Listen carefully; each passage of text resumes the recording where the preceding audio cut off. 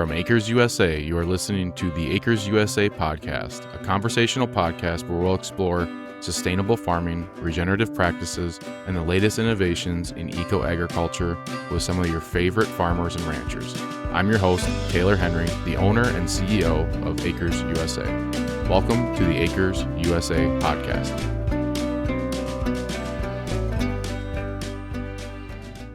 All right, we are live.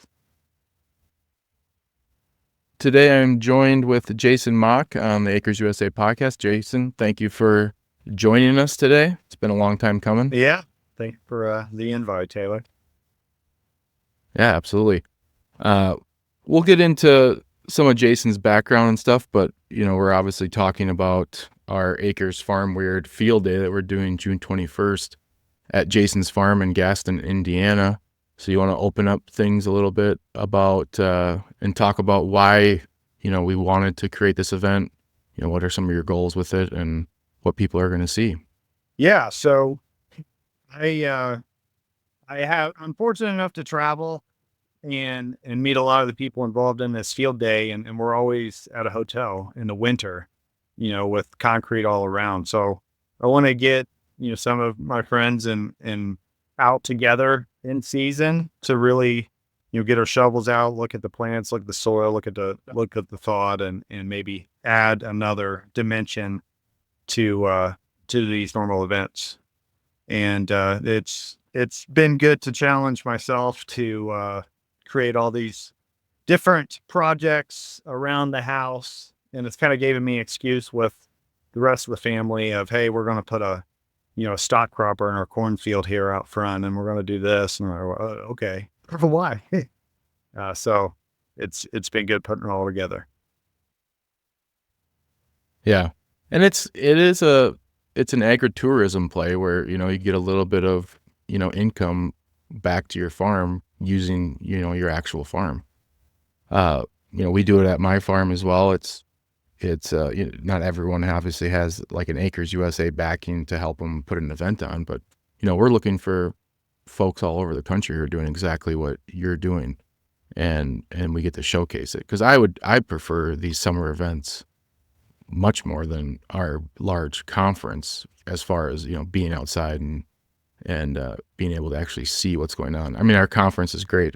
If you want to come and get a fire hose in your face for 3 or 4 days, it's the place to go for that, and you have no other distractions besides just to learn. But this is something that we're definitely trying, and I hope that I think people are responding well to it. And the big thing with farmers always is, are they going to show up in the summer when they're busy? Yeah. But what we're going to do there that day is pretty unique. But before we get into all the stuff that you're going to show and we'll talk about at the event, how did the farm weird thing start? Because you're definitely weird in the way that you farm, and you think outside the box. So where did all of this come from? How did you get to the point that you're at today? Yeah, it really, it goes back to how much criticism I would get, going to the coffee shop. You're just like, you can't, when you're doing something new the first time or the second time, it's nothing but like, what the hell are you thinking? Why? I mean, that makes no sense. And eventually you do it several years and people get it, but that's the reality that a lot of farmers face that are doing things a little bit different. So farm weird is just basically a way of saying, it's all right to be different. We're here for you. We're all doing different things. Let's share what we're doing, and let's group think and group learn together and have that sense of camaraderie. So that's the main thing, is it's just put a hashtag on it, farm weird. And now it's an excuse to try 60-inch corn and, have a big forage to graze some cattle out after there. And hey, I saw, 10 bushel less, but my cattle gained all these poundage. You should do it this way. I tried doing it this way and it worked. And dialogue is great for speeding up our learning process. So that's really what it's all about. It's just permission to be a little different. Yeah. You want to talk a little bit about the scale of your operation?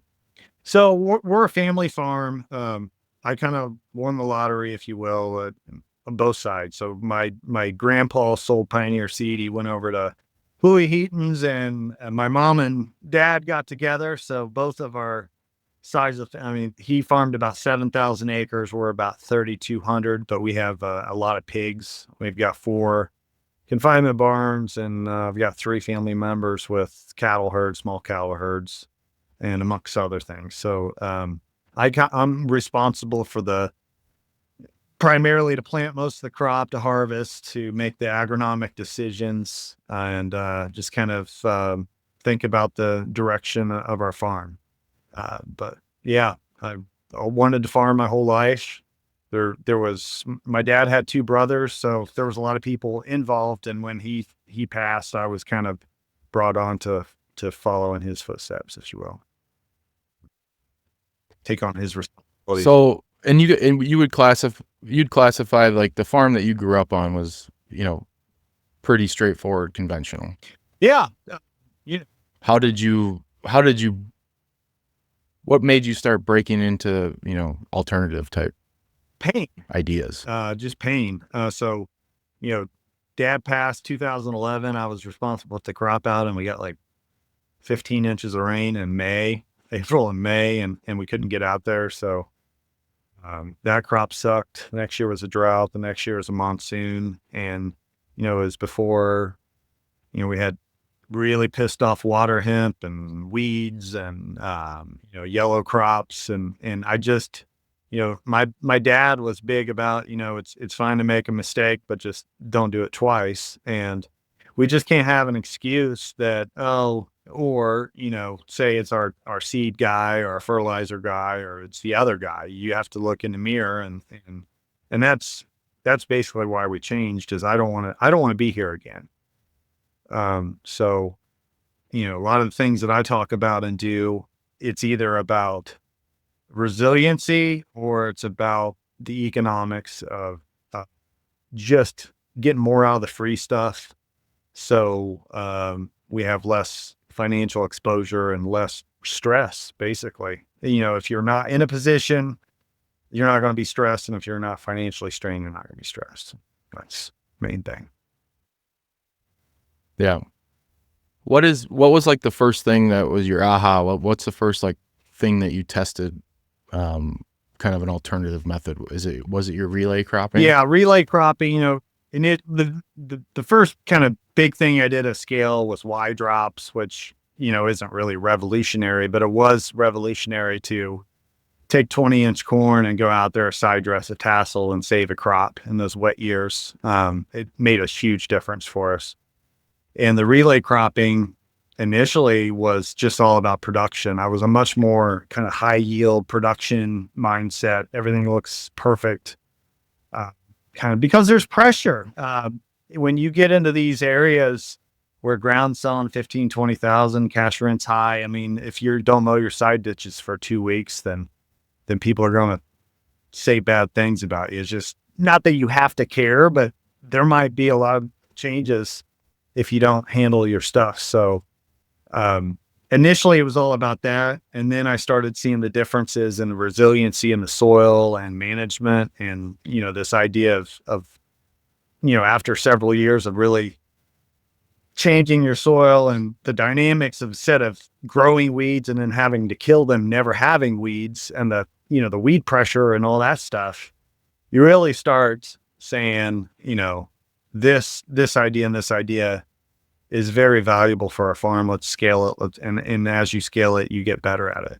And, it's 15 years of accountability and responsibility, honestly, and pain. We all make change. Yeah.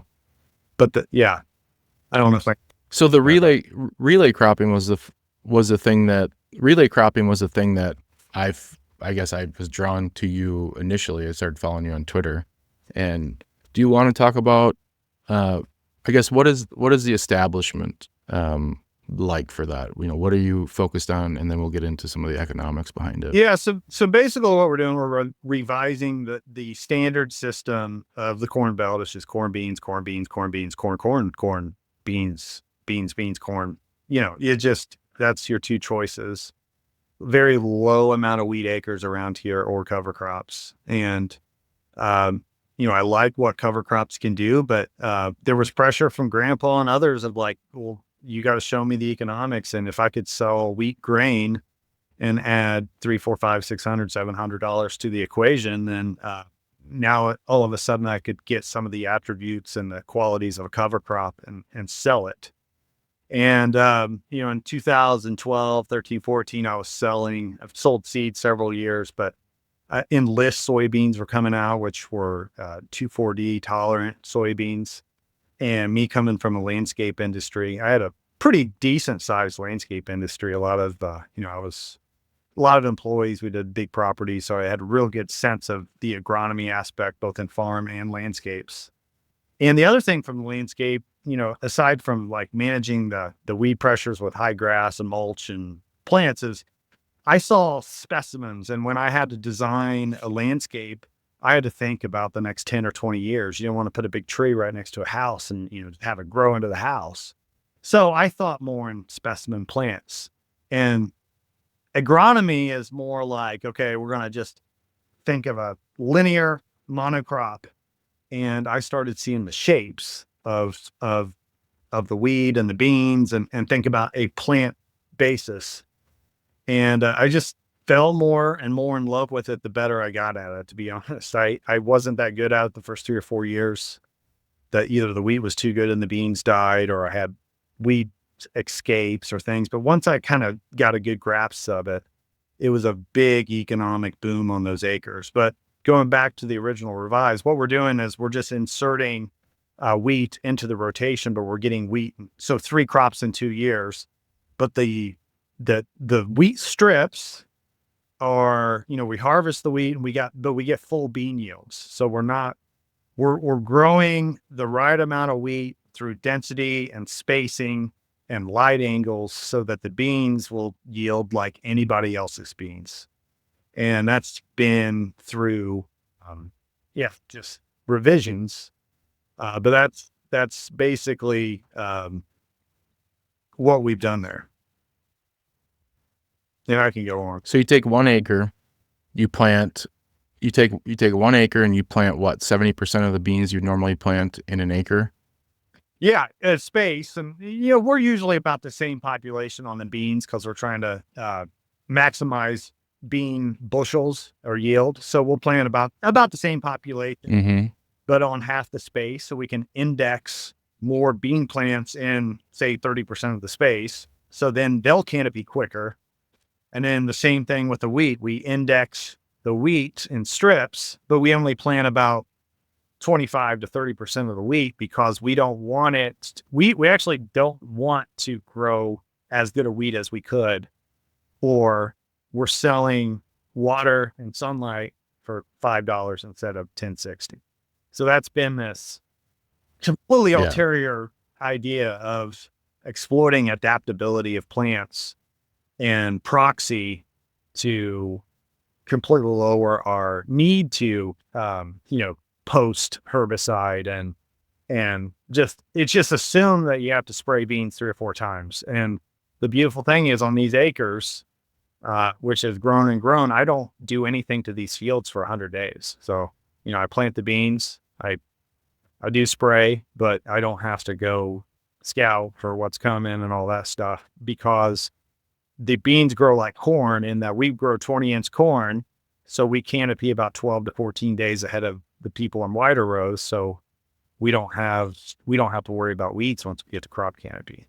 So it's kind of the constant canopy of like, let's continuous crop to where we're not wasting the light and then hence growing weeds and needing to spend money or time.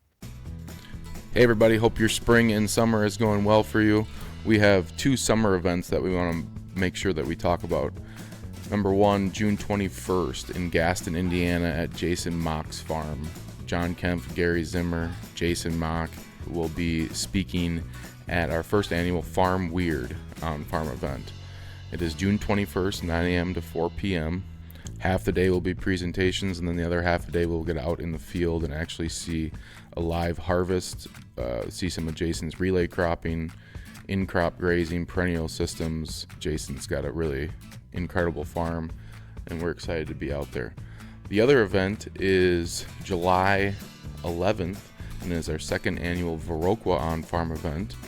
It'll be in Viroqua, Wisconsin, 9 a.m. to 4 p.m. Our speakers for that are Will Winter, Steve Campbell, Gary Zimmer, and Brian Dotery from Understanding Ag.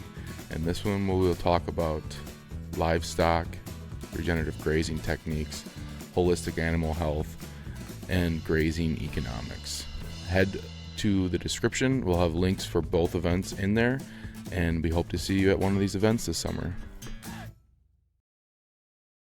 So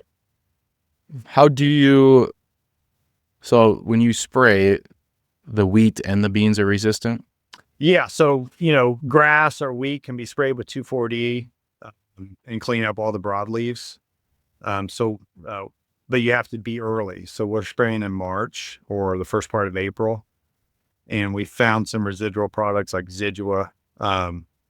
We get that down, and then we get the canopy, and we are clean of 10. But I've done some organic. So you're getting 100. There's some options there as well. Go ahead. What are some of their options if you were an organic? Well, the schematic that I've been with for several years, besides our adaptation this year, is we were in 60-inch wheat blocks, and then we have 20, 40-inch rows between there. So you could simply put a 14 or 12-inch tire and an 80 horsepower tractor and cultivate the beans in between there, and then maybe run tine or something in that little 6 inches between the bean and the wheat strip, and totally manage it. And then, your combine then goes in wheat strips. And that's been really the learning curve on all this. It's not only agronomy, but how do we take and do this on large scale with big equipment? And, we kind of change row widths to facilitate large combines and large tractors and get this all done, leaning on the adaptability of plants. So, we could do it. You just tell me what we got to do, how to tie our hands, and we'll get it done. So the economics are you get 100% yield on soybeans, the normal if you were to do monocrop planted an acre, and then you get about a 30% normal yield on wheat. No, we get about 80%. So that's a big play. So you get about 80% of the wheat yield of what normally if you just planted a monocrop wheat acre. Yeah. And the trick is you plant less wheat seeds, though. Wow. Your tillers, if you band your fertility, then you can respond with tillers. And because the tillers are in wider rows, then they'll actually jockey out and adapt and put a head on them instead of being underneath the crop canopy. So we can, wheat isn't expensive to begin with. The normal wheat seeding cost maybe be $60, $80. But, if I can get that down to $20 and only throw 100 pounds of MAP and 70 pounds of nitrogen total, we're a lot less. So it doesn't cost me anymore to harvest something that I can get $400, $500, $600 an acre on than it does establishing like a rye cover crop. So what does it look like on an acre basis for the profit at the end of the year compared to if you were to just do a monocrop soybean field? Very competitive, if not more profitable than corn, successful corn crop at, $250, $275, but we're $200 to $350 more profitable on a bean acre.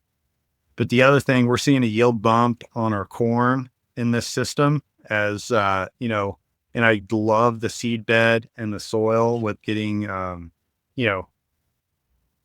the good thing is if I'm planting 25, 30% seeding rate, I can fill up a 40-foot planter and go drag it across like 150 acres and get 400 acres of wheat planted in a night if I want to just drink a ton of coffee. So, we can harvest it really fast. So we're kind of like taking the carbon and nitrogen ratio, if you will, and instead of lodgy wheat and having to bale the field or burn it off, and I got all this carbon, which can, if you don't have really digested soil, can be overload. I kind of only drink 2 beers instead of 10, if that makes any sense, with the amount of straw and stuff in the system. And corn really likes that compared to a monocrop soybean residue. Yeah. And we get volunteer wheat to grow right after wheat harvest. So when I'm running the beans, I'm striping green stripes in volunteer wheat. And what we found is we can run a vertical tillage tool through that a couple times, and the wheat survives, or at least most of it. But I don't have any broadleaf weeds. There's kind of an allelopathic effect, and we'll plant right into that. So that in the next year, we're not going out and preparing the field. It's just a very handy system in the stuff that we battle on losing soil either from wind or water erosion or weed pressures. It's just always kind of keeps the baby fed, if you will. On if we're not growing what we want, then we're probably defending that acre with tillage or something to keep everything we don't want to happen, and that opens it up to exposure. And that's kind of why I like it. And the thing that I Yeah, I mean, really this want to is do, and that's why we're doing the no fence, is get cattle out on the acre. And instead of just the cattle being on, these hay fields that aren't productive, I want the cattle out on our productive acres, and they're just part of the impact. And we have the venues to do that. yeah. So the cattle, you're saying the cattle then would come out after soybean Yeah, harvest? and they'll clean up, if I may not harvest 2 bushel of beans because, they branched out and I got 6 pods on the bottom. Well, the cow's going to find that. And that's excellent protein, in a wet, dewy morning, and you just got mushy beans. And then I got, when I got volunteer wheat that's 10, 12 inches high, it's full of protein. You're probably talking 16% or something like that. And if you got a soybean right next to it, I mean, Brad Wingfield in Colorado has scaled up the grazing aspect of it. And he's actually doing a wheat milo and wheat soybeans, and he's getting bigger gains on that specific venue than anything. I was gonna say, so like that would, if we stick to that acre type of idea, could you feed like a cow on that for say 30 days Yeah. Yeah. You could just, without any? So that's another, just for easy math, if you did feed one cow on an acre for 30 days, I mean, that's another $100 to your bottom yeah, line. exactly. And there's ways, I mean, this is the thing, like it's just, you can revise every little aspect, and there's 40 of them to get a little bit better. And we could get it to where we're doing like twin 60-inch corn, and then we're interseeding wheat in, June when it's V6. And then I actually graze off my wheat that I planted. And so I could be on both sides of the coin, on that. I could impact every. Say that again. Say that again. When could you get on the So front end this of it? is, I say these ideas, and it's because we've thought it and talked about it, and some farmer from another state's doing it. And that's the whole point of Farm Weird, is just articulate our, and somebody was going to grab on and do it. Yeah. But you go up north, and Joe Stroman in mid Minnesota is actually planting wheat with broadleaf. So he's planting wheat mixed with turnips and other things, and they'll be grazed or winter killed off.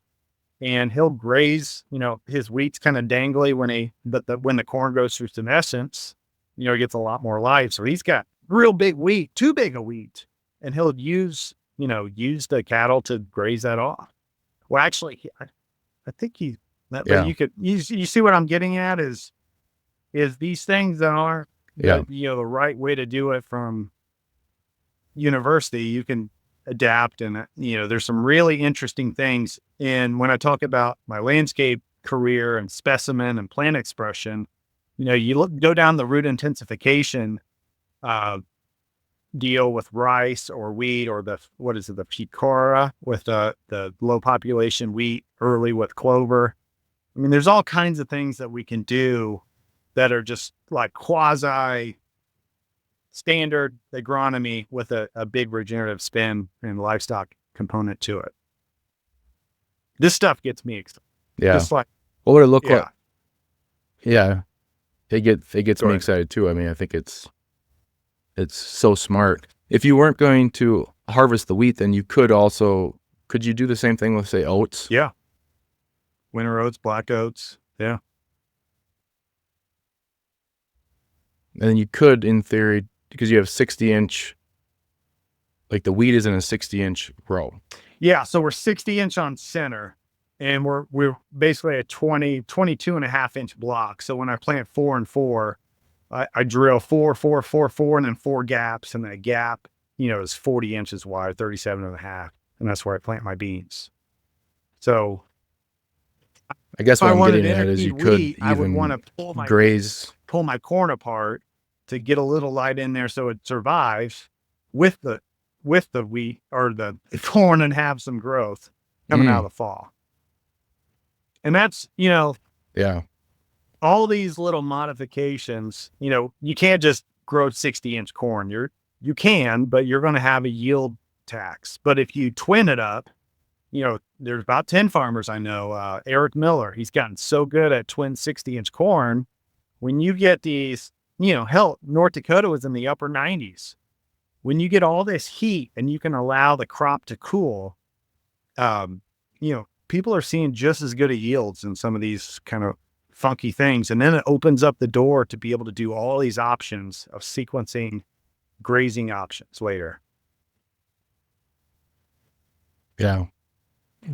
Well, and you look at the grazing option, 60 inches, I'd be a little bit worried about, but what I'm getting at, I think, is if you ran those long, narrow lines and graze them actually during the growing season too. Yeah. And you Like get the these alley crop. long, super long, I mean, you'd want it wide enough so they don't start turning around backing into the fence and stuff. But I mean, that's the ideal graze too. You get these long, narrow strips. That is definitely the best impact for the ground. Yeah. Zach was sharing a very interesting idea that goes down the relay crop and grazing. Um, um, we're in really tough economic times in farming when you look at the price of inputs and what we're getting for it. So yeah, corn is expensive to put a lot out of on your operation. You've got to pay interest or have the cash to do it. And when you're talking about oats, what he was talking about doing is figuring out how we can maximize the amount of corn in a 60-inch block. So he's doing a twin 60 with a real low population row in between there, and then you go 13 feet and put oats out there. And what that does is it's plenty of light for the corn. The corn gets all the leaves get the light, so we can increase yield substantially for the corn acre and almost maybe get 70% of a broad acre corn yield on strips 13 feet apart or 15 feet apart. But then we could have oats out there that you could harvest for cash or graze, but then you could get it out of the way and then get your cover crop out there to have tremendous biomass to graze.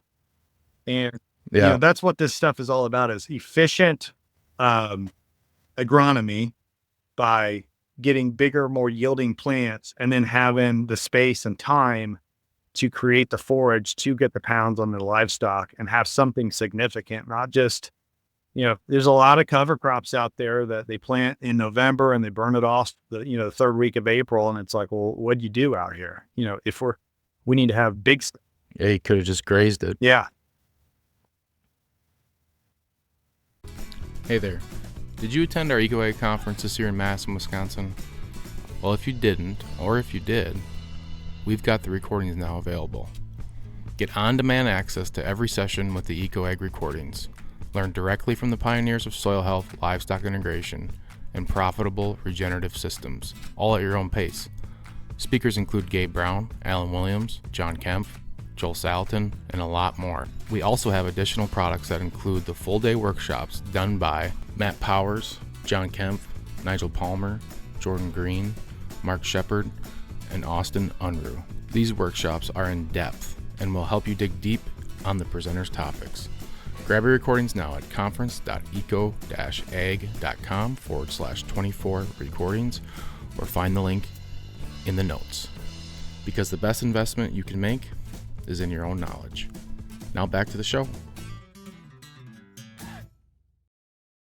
Yeah, I mean, especially with the way cattle prices are right now, have you seen, have a lot more people been reaching out to you? Because I think this would be the solution for the commodity farmer that is struggling right now to put pen to paper to make a acre profitable. No doubt.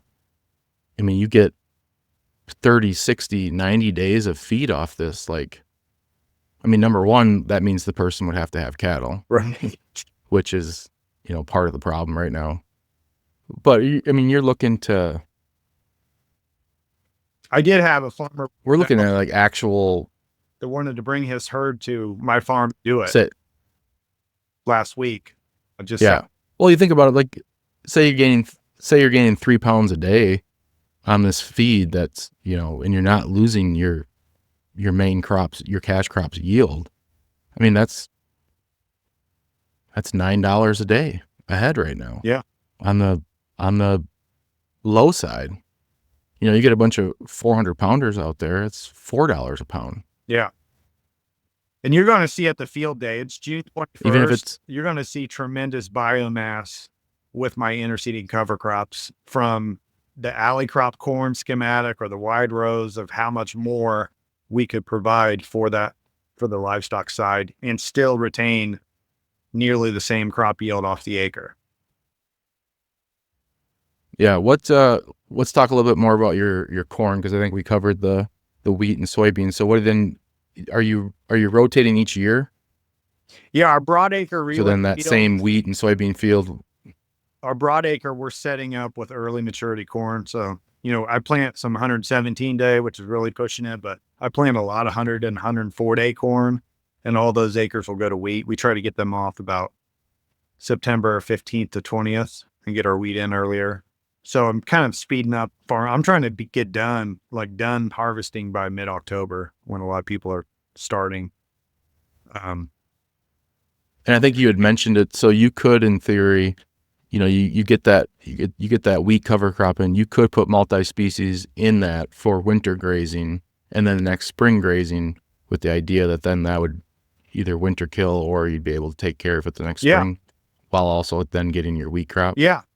That's, Yeah. I'm doing it kind of the way we're doing it now is 20-inch corn, tillage, wheat, beans, tillage, and then we drop in corn. But what you could do instead of 20s is you go twin 60s, plant your wheat, shell off the corn. They come in, clean up the corn, stalks and everything. And then right next to her, you have turnips, radishes, wheat that they mow down. And then it comes back with vigor the next spring. You can clean it up you can cultivate between the wheat rows, or you could spray it. And then you go in your beans, and then you could graze that.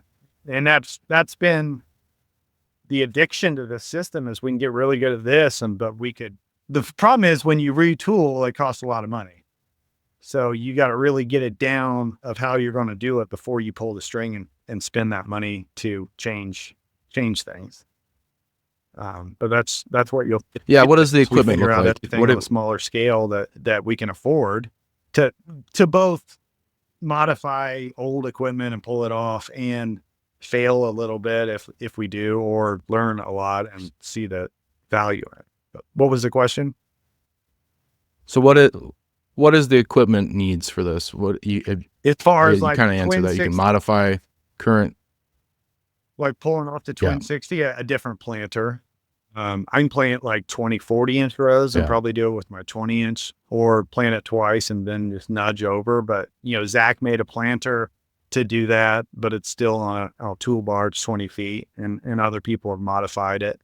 But all these, modified ideas are niche in the industry. So you're pretty much going to have to torch and weld it yourself. And that's the main constraint. You do that, then, you might have a 20-foot toolbar or 15-foot instead of your high-speed 60 that you can get 500 acres done in a day with. But, if you've got a herd of 50 cattle, why do you have to get 500 acres of corn planted? You can make a planter for, say, $10,000 and get 50 acres done. And in two days, you've got an amazing venue for your cattle herd. And on those acres, that's the mindset that we're trying to drill into with Farm Weird. Is you don't have to have the answer for every acre.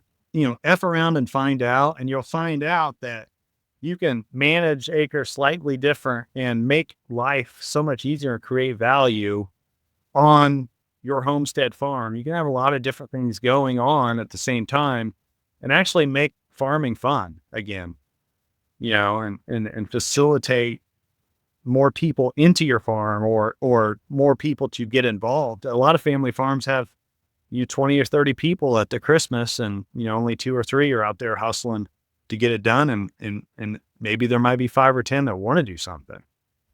That's what it boils down to. Yeah. Well, I mean, it's this is so important for right now. I know things will change. I think that's part of the problem with folks, talking into getting back into some cattle, that they buy them right now, and then what are they going to look like in 3 years? Mhm.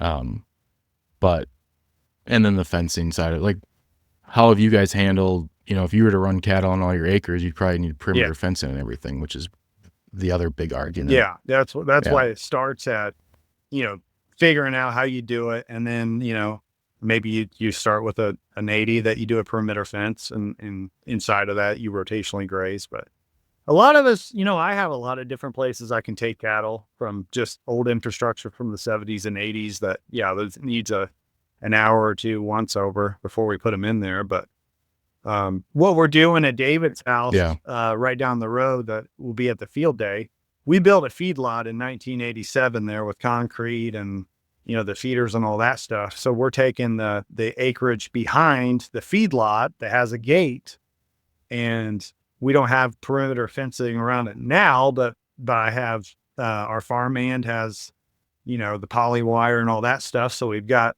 acres right behind there that will set all that up after harvest, and they'll have a buffet that they just walk out of where they always are. And instead of being in, overgrazed mud and concrete, now they're out in the field. And that's basically, where we're getting at, is you do it on those acres. Yeah. Especially if you have a perennial pasture set aside that they're grazing in the summer, and you're getting them used to that electric fence. I mean, you don't need a perimeter on all those big crop fields. You put them out there in the winter. And if you have an amazing buffet, And they get have no one. motive to want to be anywhere else. Yeah. I mean, that's the fundamental first principle. Right. Right. But this is always the argument. This is always the argument that people will make. I don't want to chase cattle around. Yeah. And yeah, I agree. Don't starve them in a one single polywire fence. Yeah. Yeah. My pigs are super intelligent. So if they're out, they know exactly how to get back. And, but they only get out when, I've overgrazed them in their paddock. They are totally happy and content for the first 5 to 10 days. Simple as that. Yeah. So what stage is everything going to be at for the event? What are people going to see as far as some actual demonstrations? So the main thing, our wheat has been heading out. It's fully headed out. We threw an ultra early wheat out there for our own personal gain on the farm economically, but it's kind of like the Farm Progress show where they put, early corn out there to run all the combines. We'll have a live harvest after, so you can physically see how the hell we pull this off so the combine will be running out there, combining the wheat at the end. We've got alley crop corn behind David's, talking about how we can integrate, the livestock back out on our production acres. We'll have no fence in a summer paddock that's silvopasture. It's just big oak trees and big grass, moving them around. We'll have the stock cropper, which is going through alley crop corn again, but instead of waiting till after harvest to put the cattle out there, we're grazing multiple times in the same growing season with an autonomous little livestock module.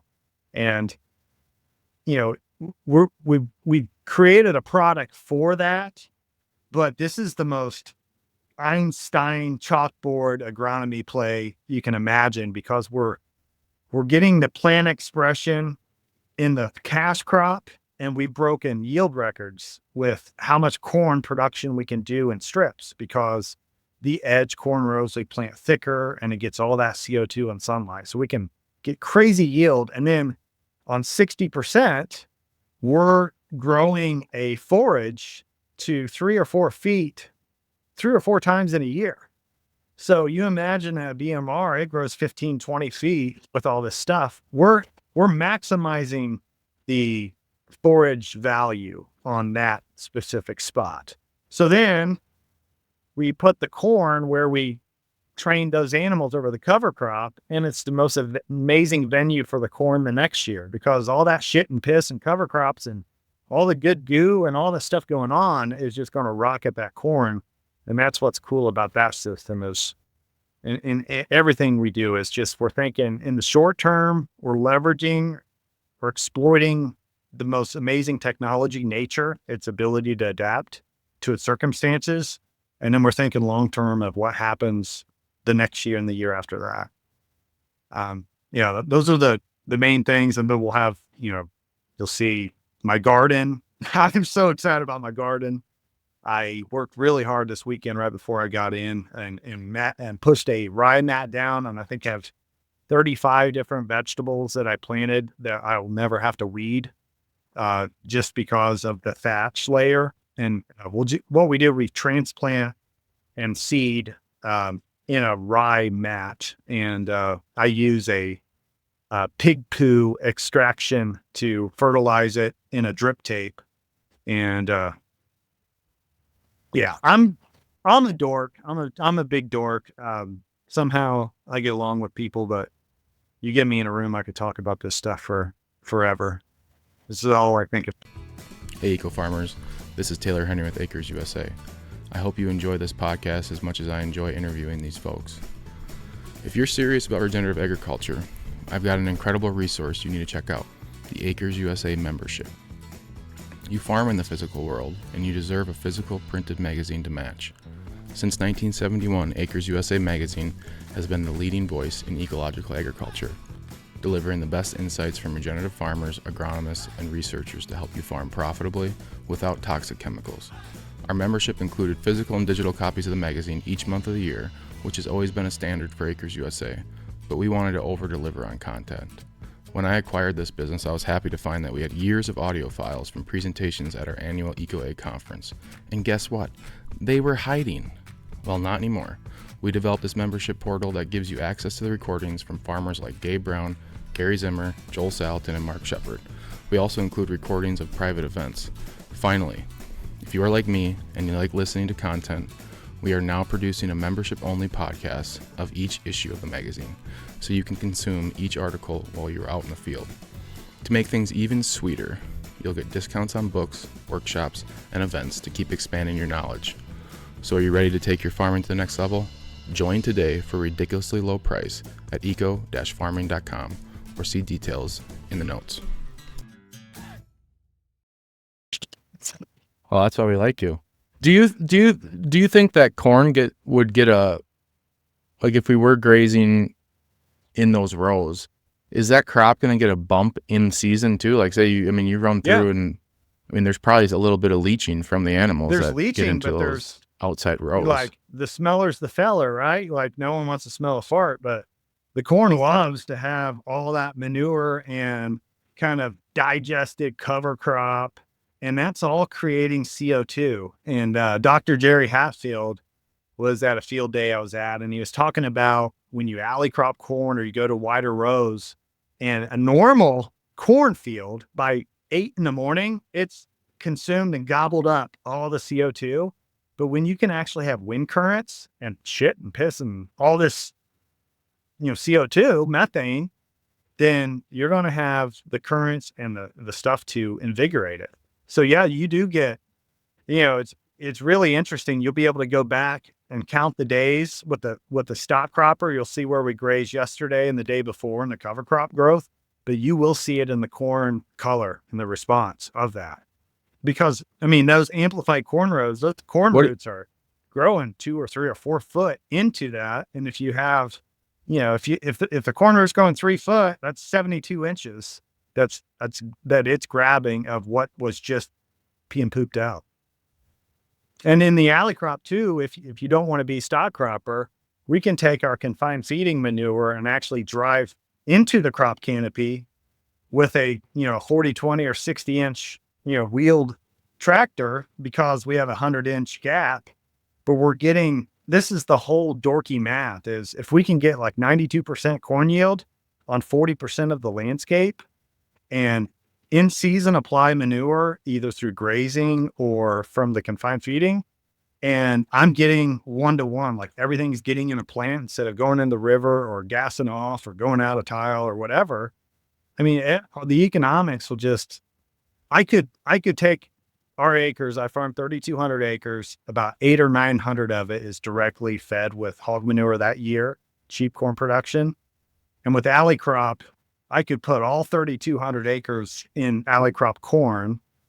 Have my seed bill would be 60 or 70%. I could have a guy or two just go around and apply manure in June, July, August, September. Be done. The corn runs on that. You get where I'm getting at? Is like we have Yeah. all these power plays on the farm that are It's like these rows that the rows that you've created has given you the flexibility to actually put amendments on the corn crop throughout the year. exactly. Yeah. It's like giving you access to the Yeah. crop I could, instead of you just know how I having, have the one lift gate giant and it just shoots out cornfield. low? I could just shoot it on the ankles of the corn, not even get it on the vegetation. The inertia and momentum would get it in 2 or 3 rows. And I do that on both sides and come back the next day, and the whole corn crop just got better than a Barry Bonds Balco steroid right there of natural organic fertilizer. That when it gasses off, and it says, "Oh, you can't do this." Well, it's getting stuck right up in the stomata. It's just or the cover crop.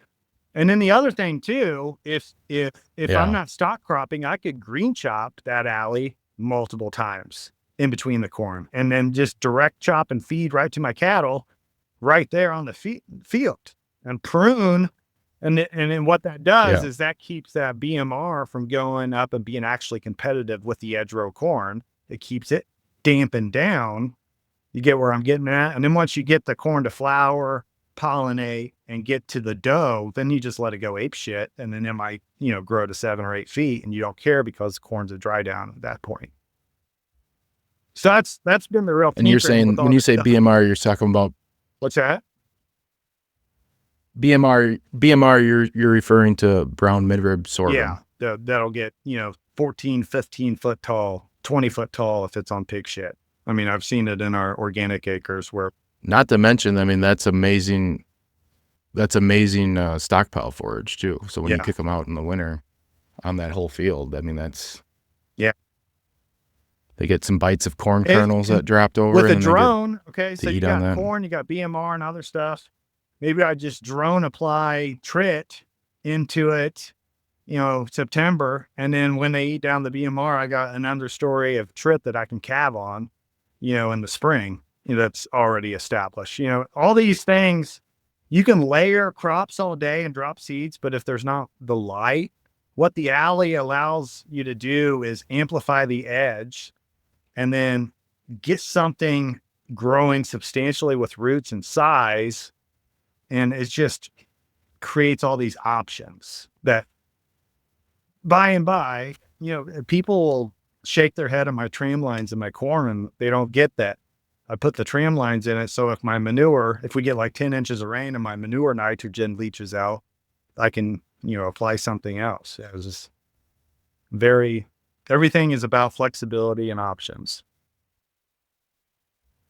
Yeah. What are you seeing as far as like the year over year input needs? Are you seeing those start reducing? Or are you expecting them over the next 5-10 years of doing this at scale, that Oh, tremendous. your amendments and your inputs every year are going to reduce? Yeah. So I didn't have the intellect or experience or anything when I first started farming, but one of the first calls that I made when I was in charge was a soil test guy. And, my grandpa never did that. He did occasionally get lime and stuff like that, but he came out and we ended up variable rate applying, though we didn't, our fertility levels were so high where we had dragline manure or had manure, that we have not applied P&K for 14 years on, like 1,000 acres because it was at a certain level. So I'm very comfortable with where we're at and not applying things. And when you can index your nitrogen,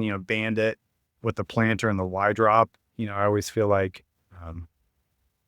I don't know where I'm specifically going with that, but these ideas, I'm comfortable because we've done it on some of our acres. I would be comfortable with relying only on hog manure on a lot more acres. And, that's a big staple with organic. And once I got comfortable with that, then it probably would make sense to sell my corn for $10 instead of, 4. Yeah. I mean, it truly is, it's revolutionary. I can't wait to actually get out there and see The it. other cool thing about What do you want, or besides, what are you hoping or expect? what's that? Go ahead. The other cool thing about the alley, Go ahead. this is a completely different mindset, but I have a friend, Jonathan Hostetler, with a swinging spider, which is a organic tool that's basically a Lilliston cultivator that you can adjust. And with alley crop, what you can do is you increase the density of corn. So you could have 15-inch corn or 20-inch corn in a block, knowing that it would still allow heat to escape the field. So then you can take an implement, like I have an 8RX John Deere that's on 120s. So I can take that and straddle the entire corn strip in narrow corn and cultivate and get that canopy zipped back shut with, because of good fertility and just that. And then it's a completely different mindset to be able to straddle or go in between the rows of what you can do from a management perspective. That's what gets me excited. I don't know if do you see what I'm saying on that? And our goal with the alley is to have Yeah. like 120-inch controlled traffic that no matter what implement it is, we only put traffic on that 120. So we would have like 100-inch corn with 140-inch forage, and then the traffic would go right on the edge of the corn and right on the edge of the forage. So when you like shell the corn, you're not running over. You got to like draw this all out on how you pull everything off. And it just comes back to that. Anyway, sorry. Go ahead. I mean, the main concept is you have accessibility to your crop to do different things throughout the growing season that you wouldn't have if it was just a giant monocrop field. Yes. And the economics are even better. When Yeah. corn isn't worth nothing, then you can grow 80-90% yields on reduced inputs and make way more money than chasing the yield rabbit with inputs, mirrored with that production. It's a really interesting exercise with a pencil of how much more profitable it is to conservatively raise crops when crops prices suck. Now, if corn's $9, then Yeah. I'm excited. Yeah. Yeah. I'm excited to see what I'm excited to see what Gary Zimmer has to say about this, because it'll be interesting with his background. But what do you expect from bringing Gary Zimmer and John Kemp to bring their 2 cents into this event? I told my wife last night, I was like, I want a lot of people to come, but more importantly, I wanted people that I respect to the highest level to see what I've done here and get their perspective. That's what drives me to just, I'm skinnier than I ever have because I just worked my ass off literally putting this stuff together with that mindset of these people that, whether it's them or the people that take the time to drive their car all the way here and have that commitment. Those type of people are the people that I want on our farm. What was the original question? I didn't really answer it, or did I?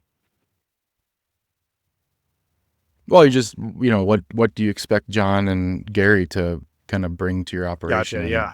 What do you think their reactions are going to be I think they're going to see what like you're doing? it, but I'm just intrigued to see exactly what they say. I'll be listening. I'll be using some extra Q-tips before they get out there.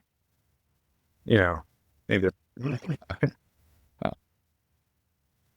All right. Anything else you want to cover? The event is June 21st in Gaston, Indiana. And then we also have a VIP night June 20th. And part of that is playing golf at Jason's golf course that he's created around his farm as well. So super unique experience. And that night you get dinner with Jason, Gary, and and my cousin Nick's cooking. Go ahead. And when I'm working in the field, when I see his truck stop, I know he's got a cold beer or two for me and some of the best food I've ever ate in my life. It's usually some kind of beef steak and avocados and all kinds of like amazing stuff I would only have at a really nice restaurant. He's very talented. So I'm looking forward to people on my farm getting involved in their talents and just kind of celebrating where we are and where we want to be.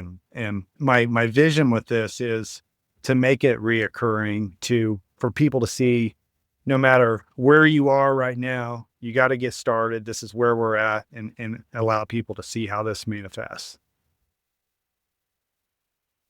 Yeah. Well, we're excited to be there. Again, June 21st is the event. June 20th is the VIP the day before. And John Kemp, Gary Zimmer, and Jason are the main speakers at it. And, it's not like other events. So we are doing some presentations, but 3 to 4 hours of it is actually going to be in the field, seeing live what you guys are doing. Yeah. Look. And then there's a band after that. Yeah. And that's So it'll be a big party. That's the whole vibe, man. We'll see some interesting things, and there's time and space to talk about what you think is interesting. And that's the big value in it, is each other, what we say and do. Well, you're one of the main people right now that have a really positive. This gives people a positive outlook with agriculture, your system. I think we need that right now for sure. Yeah. My goal is to just lower that level of anxiety, of just introducing you to the people that want to think this way, to get through it together, and seeing, when you see it, I think that will lower that level of, people think they're going to try it and it's going to be this huge failure and an embarrassment. That, see it and get the ball rolling. That's why I do it. That's awesome, man. Yep. All right. Anything else you want to mention before we wrap it up? Nope. Thanks for all the work you've done. All right. We're looking forward to seeing you. We'll see you. Absolutely, man. See ya. Thank you for listening to the Acres USA podcast, a podcast production of Acres USA. Find us on Spotify, Apple, Google Play, and other popular podcast platforms. Acres USA is North America's oldest publisher on production-scale organic and regenerative farming.